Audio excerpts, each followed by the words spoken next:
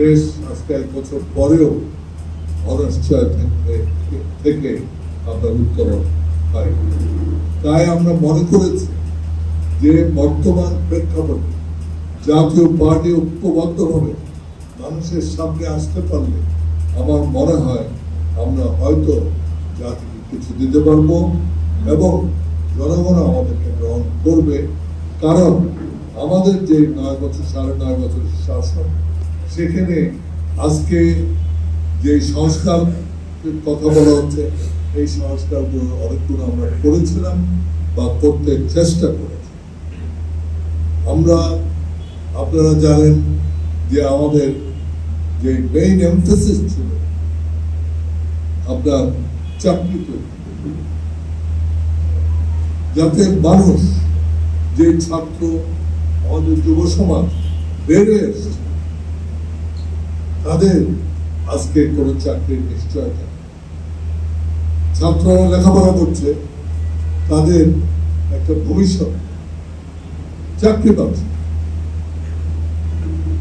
আপনার কর্মক্ষেত্রে আমরা যেটা দেখছি, কর্মসংস্থান সংকুচিত হয়ে গেছে, অর্থনীতি স্থবির হয়ে গেছে।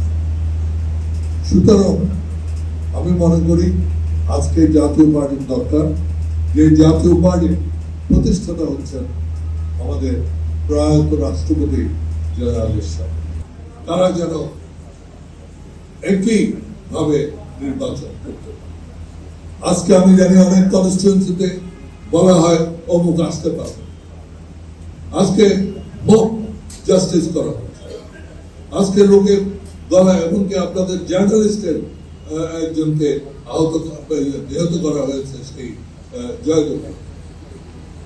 সুতরাং এই অবস্থাতে সম্ভব, এই অবস্থাতে একটা নির্বাচন সম্ভব। আমরা আজকে খালি কিছুদিন পরে পরে আমি দেখি বিচার এবং সংস্কারের কথা বলছি।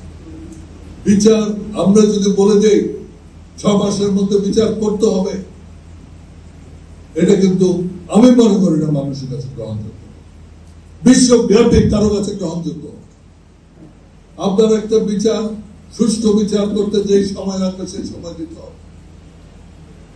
আজকে বিচার বিভাগকে শক্তিশালী করতে হবে। বিচার বিভাগের মধ্যে আমরা যে স্বাধীনতা থাকা উচিত, আপনারা দেখেছেন হাইকোর্টে কয়েকদিন আগে কি ঘটনা, খায়রুল হক সাহেবের বিচার, আমরাও তার বিচার চাই, আমরা তার বিচার চাই। তিনি ওপেন কোর্টে যে রায় দিয়েছিলেন, সেই রায় তিনি যখন লিখিত রায় দেন, সেই রায় তিনি সেখানে দেন।